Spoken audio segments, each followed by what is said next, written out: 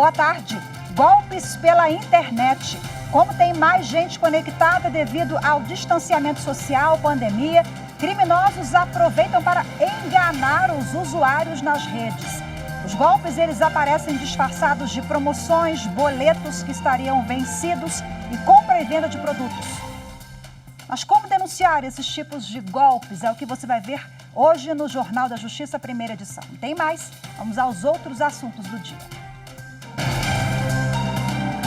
Operação Acalento. O Ministério da Justiça e Segurança Pública coordena a ação de combate a crimes de violência contra crianças e adolescentes. Partido Democrático Trabalhista, PDT, pede ao Supremo Tribunal Federal que obrigue o presidente da Câmara, Arthur Lira, a apreciar impeachment do presidente da República, Jair Bolsonaro. E ainda na reportagem especial de hoje sobre os 130 anos do Supremo Tribunal Federal na era da República, vamos ver como foi o primeiro julgamento do STF com transmissão ao vivo pela TV Justiça. Pela televisão, a população pôde acompanhar os ministros do Supremo Tribunal Federal analisarem o mandado de segurança 21.564.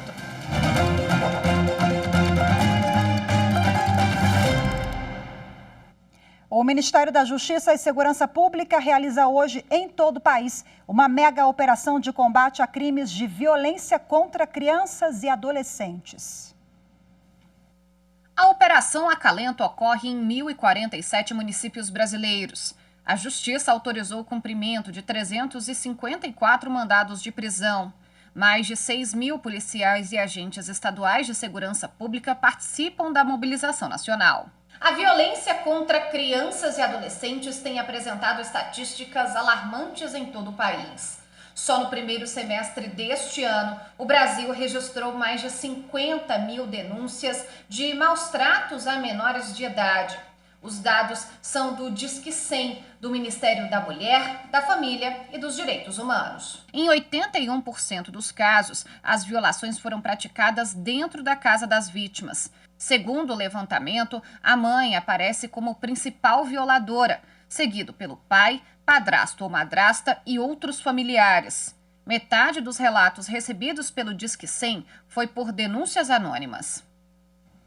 O PDT, o Partido Democrático Trabalhista, entrou com ação no Supremo Tribunal Federal para que o presidente da Câmara dos Deputados, Arthur Lira, se manifeste sobre os pedidos de impeachment do presidente Jair Bolsonaro. Até agora foram apresentados mais de 120 pedidos para afastar o presidente do cargo. Na ação, o PDT argumenta que o presidente da Câmara dos Deputados, Arthur Lira, desrespeita a Constituição ao não seguir os critérios para analisar os pedidos de impeachment. O partido afirma que, pelo regimento interno da Câmara, o presidente da Casa deve verificar se os pedidos atendem os requisitos de admissibilidade e então decidir se arquiva ou dá seguimento à denúncia. Como não há prazo para que isso seja feito, os partidos não podem apresentar recurso ao plenário, conforme está previsto no artigo 218 da Constituição. O PDT também ressalta que foram apresentados 126 pedidos de impeachment contra Bolsonaro e que 6 foram arquivados ou desconsiderados. Entre os que aguardam análise está um pedido do PDT feito com base em informações da CPI da pandemia. O relator da ação no STF é o ministro Nunes Marques. A 17ª Vara Civil de Brasília absolveu o governador do Distrito Federal, Ibanez Rocha, em uma ação por improbidade administrativa. Ele e mais 3 pessoas foram acusados de receber, de favorecer, em 2018, servidores da Câmara Legislativa. A decisão é provisória. A Justiça negou o pedido do Ministério Público do Distrito Federal, que acusava Ibanez Rocha, o ex-presidente da Câmara Legislativa do DF, Alírio Neto, e outras 2 pessoas de terem causado prejuízo aos cofres da Câmara Distrital ao pagar indevidamente juros e correção monetária aos servidores aposentados e pensionistas com a implementação do Plano Real. Na época, Ibanez Rocha atuou no processo como advogado da Associação dos Servidores. Segundo o Ministério Público, os 4 acusados teriam agido em conluio para o pagamento de juros aos servidores em 2008 sobre uma reposição salarial de quase 12% referente à conversão da moeda cruzeiro-real para a unidade real de valor. Mas o juiz entendeu que não houve ato de improbidade administrativa, como defende o Ministério Público, porque a decisão de fazer o pagamento foi tomada após um amplo debate jurídico com os servidores lesados. O magistrado disse que não observou favorecimento aos servidores e ex-servidores da Casa Legislativa que tenha causado dano aos cofres públicos. Bom, essa ação que você viu na reportagem da Carol de improbidade administrativa se refere a fatos ocorridos em 2008. O Ministério Público Federal encaminhou uma recomendação à Prefeitura de Santarém, no Pará, para que priorize as comunidades ribeirinhas na vacinação contra a Covid-19. De acordo com o texto do Programa Nacional de Imunização contra a Covid-19, as comunidades ribeirinhas estão entre os grupos com maior risco de contaminação pelo coronavírus. Por isso, elas estão na lista de prioridade de vacinação. O problema é que, segundo dados da própria Secretaria Municipal de Saúde, a Prefeitura de Santarém, no Pará, não tem feito a imunização de pessoas que moram afastadas da cidade. O Ministério Público Federal encaminhou à Prefeitura de Santarém uma recomendação pedindo que sejam adotadas medidas para garantir a vacinação dos ribeirinhos. O município tem 10 dias para apresentar um plano de aplicação das doses. E você vai ver a seguir golpes pela internet. Como tem mais gente em casa conectada devido ao distanciamento social, à pandemia, criminosos aproveitam para enganar os usuários nas redes. Assunto para daqui a pouquinho, eu volto já.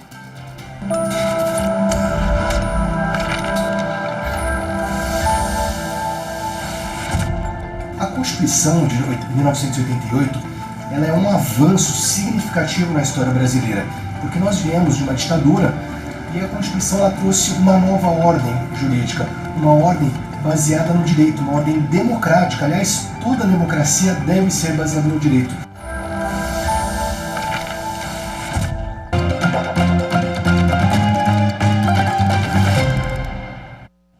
O Conselho Nacional de Justiça e o Tribunal de Justiça do Estado do Rio de Janeiro assinaram hoje o plano executivo do programa Fazendo Justiça. O objetivo é promover ações nos sistemas prisionais e socioeducativo para combater a superlotação carcerária e conceder melhores condições de vida e dignidade ao encarcerado. Para conhecer de perto a realidade dos encarcerados, uma comitiva do Conselho Nacional de Justiça visitou o Complexo Penitenciário de Bangu e a Central de Audiências de Custódia de Benfica, no estado do Rio de Janeiro. Viemos aqui verificar algumas questões que estão pendentes do Brasil junto a organismos internacionais, como a Comissão de Direitos Humanos, a Corte de Direitos Humanos também da América Latina. Então, verificamos alguma evolução. O Tribunal de Justiça vem fazendo um bom trabalho e o DMF e o CNJ são parceiros, estão apoiando, fiscalizando, mas também apoiando e dando todo o suporte necessário para que a gente possa superar algumas dificuldades ainda existentes. O programa Fazendo Justiça é uma iniciativa do CNJ em parceria com o Programa das Nações Unidas para o Desenvolvimento e busca o fortalecimento de uma política de Estado capaz de enfrentar desafios estruturais nos sistemas carcerário e socioeducativo. Ainda hoje será inaugurada a unidade do Escritório Social em Niterói. O objetivo é promover atendimentos especializados para dar suporte a pessoas egressas do sistema prisional e seus familiares, em áreas como saúde, qualificação e encaminhamento profissional. Já se passaram quase 1 ano e meio desde que o estado de calamidade pública em razão da pandemia da Covid-19 foi decretado no país. Com o distanciamento social, computadores e smartphones continuam sendo indispensáveis para a gente cumprir, por exemplo, o trabalho remoto. Muita gente conectada é um prato cheio para criminosos que a cada dia inovam nos golpes. Pela internet, as fraudes muitas vezes chegam disfarçadas de promoções, ofertas de emprego ou boletos que estariam vencidos. Já por telefone, supostos bancos querem atualizar cadastros e usam isso para coletar dados pessoais. Tem também o famoso golpe do WhatsApp, em que o número de alguém é clonado e os criminosos pedem dinheiro emprestado e transferências bancárias de emergência para amigos e familiares das vítimas. Quando, eventualmente, surgir alguma mensagem de alguém se apresentando como um conhecido, um amigo, um parente, dizendo que está em uma situação de urgência, que precisa que uma operação bancária seja realizada naquele momento e que em breve a pessoa irá devolver o dinheiro, desconfie. Sempre que possível, ligue para essa pessoa, tente confirmar que o interlocutor se trata da pessoa que foi apresentada e, não conseguindo essa confirmação, bloqueie imediatamente aquele contato, deixe as conversas registradas e procure a polícia para que uma ocorrência seja feita e a investigação possa ter início. Outras formas de estelionato também podem ocorrer, como este caso resolvido pela Polícia Civil do Distrito Federal. No esquema, 2 rapazes pesquisavam anúncios de videogames à venda na internet e se diziam interessados. Enviavam um falso comprovante de transferência ao vendedor, que entregava o aparelho a um motorista de aplicativo contratado pela dupla. Eles atuavam com a compra fraudulenta de videogames anunciados em sites especializados em venda de aparelhos usados e, em seguida, eles revendiam esses aparelhos para terceiros interessados e repartiam o proveito obtido. Além das polícias civis de todo o país, a Secretaria Nacional do Consumidor do Ministério da Justiça e Segurança Pública também tem atuado para punir a prática de crimes virtuais. Aplicamos multas diferentes para empresas que fizeram o compartilhamento indevido de dados nos consumidores e o total de multas já ultrapassou 25 milhões de reais. Para falar mais sobre os golpes, eu converso agora com o advogado Alisson Poça, que é especialista em direito digital. Alisson, seja bem-vindo. Boa tarde para você. Boa tarde, muito obrigado. Bom, infelizmente, o número de golpes e fraudes disparou em todo o Brasil por conta da pandemia, né? Eu quero que você explique para a gente agora se os criminosos eles estão mais audaciosos ou se utilizam, no geral, de estratégias já conhecidas, antigas. Não é que aumentou só no Brasil, aumentou no mundo a prática de crimes todo digitais. Todo mundo no celular, trabalhando no celular, em casa o tempo todo, Exato. Né? Então... Exato. Empresas norte-americanas têm sido alvos de ataques bem elaborados e que provavelmente antes da pandemia não teriam sido, mas agora com todo mundo em casa acabou facilitando. O que a gente tem visto no Brasil o Pix, a entrada em vigor do Pix, ele facilitou, de certa forma, esse tipo de golpe tradicional em que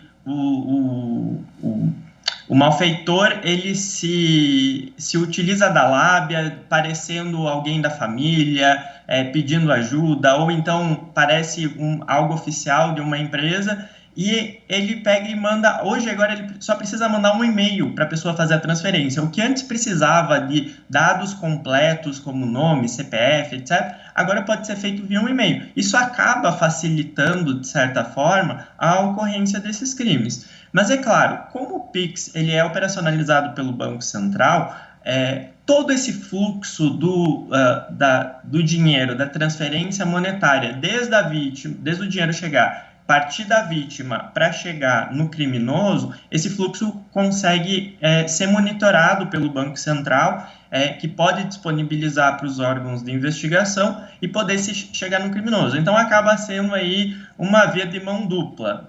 Facilitou por um lado, mas ao mesmo tempo agora tem maneiras de se chegar aos criminosos de uma maneira mais fácil. As pessoas idosas estão entre as vítimas potenciais de golpes como esse que você citou, o Pix?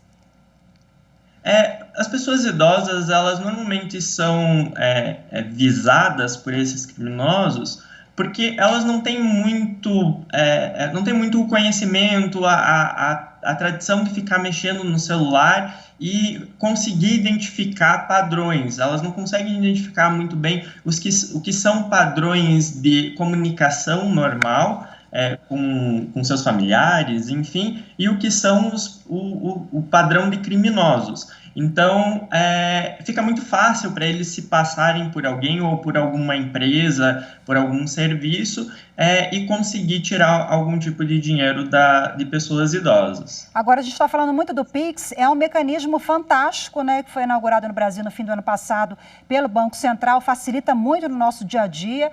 Então, cabe também ao usuário ter um cuidado maior, né, todo tipo de cuidado para evitar cair em golpes, porque a ferramenta ela é fantástica, mas a gente precisa ter o dobro de atenção, não só com o Pix, com outras mais. Quais as dicas e orientações para não cair em ciladas? Assim, erradicar a existência de crimes online, principalmente, vai ser, eu arrisco dizer que é impossível.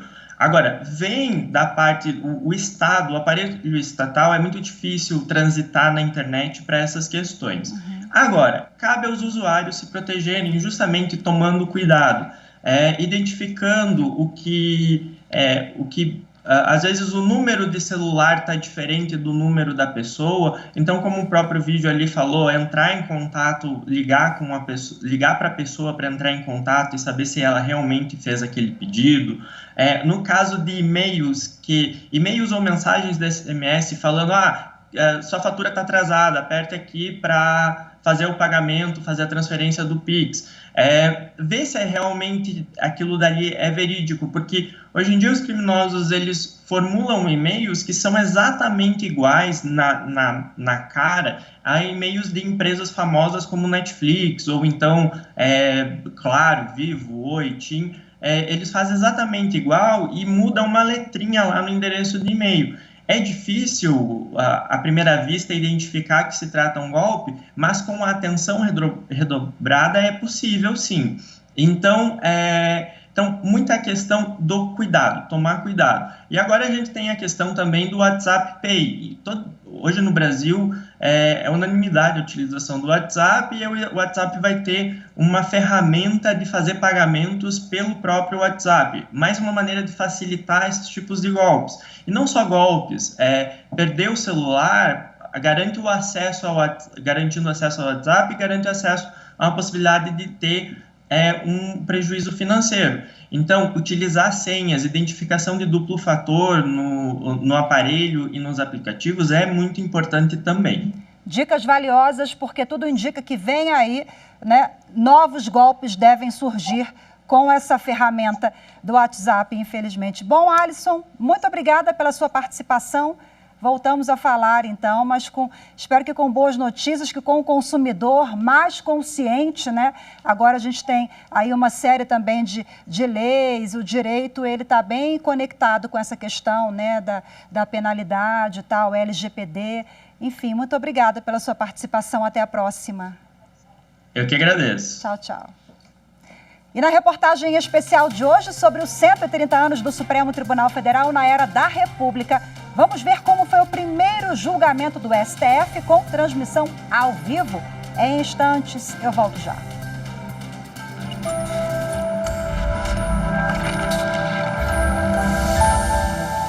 Aquele Brasil que existia no processo constituinte é totalmente diferente do Brasil que a gente tem hoje, graças à nossa Constituição. Claro, ainda temos muito a crescer, nós temos muito a melhorar, mas não podemos dizer que temos um país totalmente diferente após a publicação da Constituição Federal de 88.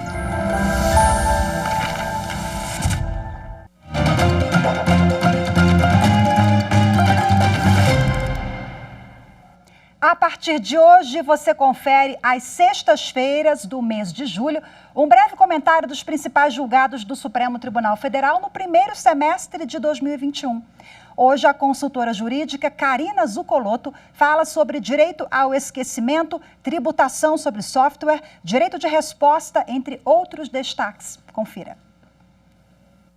Olá, boa tarde. E a partir desta sexta-feira, vamos rever alguns dos destaques dos julgamentos que foram realizados no plenário do Supremo Tribunal Federal neste primeiro semestre de 2021. Começando pelo mês de fevereiro, os ministros decidiram um recurso extraordinário em que se discutia o reconhecimento ou não do chamado direito ao esquecimento. E por maioria de votos, chegaram à conclusão de que esse direito ao esquecimento, enquanto o poder de se obstar a publicação e divulgação de dados ou fatos verídicos obtidos de forma lícita unicamente em razão do decurso do tempo, não é compatível com o ordenamento jurídico brasileiro. E determinaram ainda que eventuais abusos e excessos na liberdade de expressão e de informação devem ser analisados caso a caso, tendo como parâmetros a proteção da honra, da imagem, da privacidade e dos direitos à personalidade, além de se levar em consideração previsão também expressas e específicas em outras legislações, especialmente no âmbito civil e criminal. Os ministros ainda decidiram pela constitucionalidade da chamada Lei Geral das Antenas, que proíbe que estados, municípios e o Distrito Federal cobre das empresas de telefonia e também das operadoras de TV a cabo pelo chamado direito de passagem pelas vias públicas dos seus equipamentos. Decidiram ainda pela constitucionalidade de uma lei do estado do Rio de Janeiro que obriga as empresas de telefonia que atuam naquele estado de criarem um cadastro especial de assinantes que se oponham ao recebimento por telefone de qualquer oferta de produtos e serviços e ainda proíbe o uso do telemarketing durante a semana, durante os dias úteis após as 18 horas, não pode haver ligações de telemarketing e nem mesmo durante os finais de semana. E no mês de março, os ministros declararam a inconstitucionalidade, um recurso extraordinário, de um dispositivo do Código Penal alterado em 98 e que previu a pena de 10 anos a 15 anos para o crime de importação de medicamentos sem registros na Anvisa. Os ministros, por maioria, consideraram que essa pena é desproporcional e determinaram a aplicação da pena que existia antes da edição da lei de 98, que era uma pena de 1 a 3 anos de reclusão apenas para esse crime de importação de medicamentos sem registros na Anvisa. A decisão foi tomada por maioria de votos. Outros destaques dos julgamentos do plenário do Supremo Tribunal Federal neste primeiro semestre de 2021, você acompanha aqui na TV Justiça na próxima sexta-feira. A gente se vê. E o Supremo Tribunal Federal é a única corte constitucional no mundo que transmite ao vivo as sessões de julgamento. Além de maior transparência, o uso dessa tecnologia ajuda a aproximar a sociedade e o poder judiciário. Na reportagem especial de hoje, sobre os 130 anos do Supremo Tribunal Federal na era da República, vamos ver como foi o primeiro julgamento do STF com transmissão ao vivo.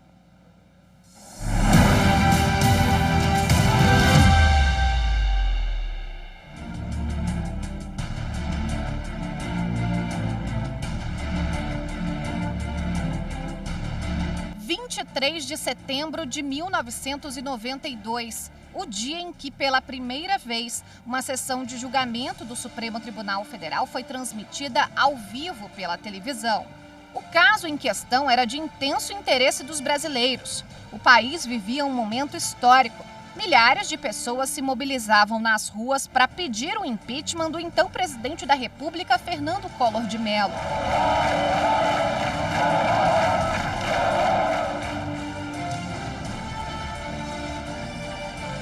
Pela televisão, a população pôde acompanhar os ministros do Supremo Tribunal Federal analisarem o mandado de segurança 21.564.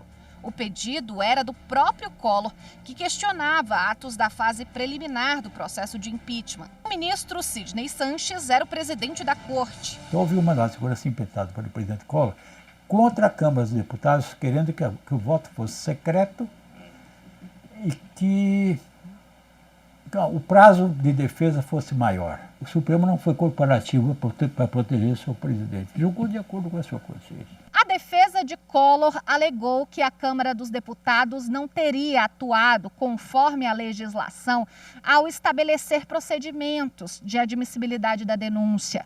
Também que o parlamento não teria autonomia para determinar os ritos do impeachment. os advogados pleitearam a anulação do processo, iniciado com a acusação por suposto crime de responsabilidade atribuído ao presidente da República. Por maioria de votos, parte do mandado de segurança foi deferido. Os ministros aumentaram de 5 para 10 o número de sessões para que as partes se manifestassem no Congresso Nacional. Também foi mantida a decisão que estabeleceu o voto aberto e nominal na sessão que decidiria pelo impeachment. Para o doutor em Direito, Bruno Galindo, a atuação do Supremo Tribunal Federal foi técnica e adequada. No geral, o Supremo agiu quando tinha de agir, recuou quando tinha de recuar, ou seja, no sentido de permitir que os poderes funcionassem, de modo que é uma decisão que lembra bem aquele equilíbrio da balança da justiça, é uma decisão que teve, digamos assim, que o Supremo mostrou ali naquele momento uma compreensão do seu papel, não se omitiu, mas também não agiu para além daquilo que se esperava de uma instituição como o Supremo Tribunal Federal. O jornalista Márcio Chaer acompanhou o julgamento do mandado de segurança no STF. No início dos anos 90, Chaer era editor de política do Jornal da Tarde em São Paulo.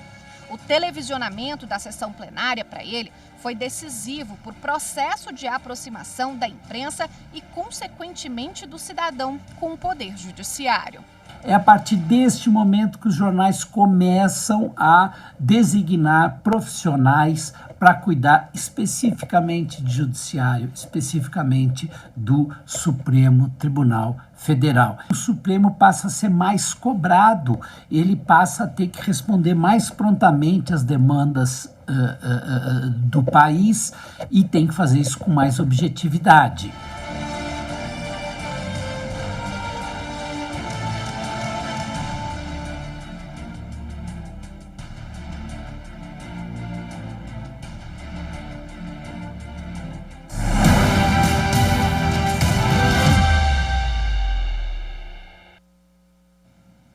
E hoje ficamos por aqui. Muito obrigada pela sua companhia. Uma ótima tarde para você. Excelente fim de semana. Eu te espero na segunda. Até lá. Tchau, tchau.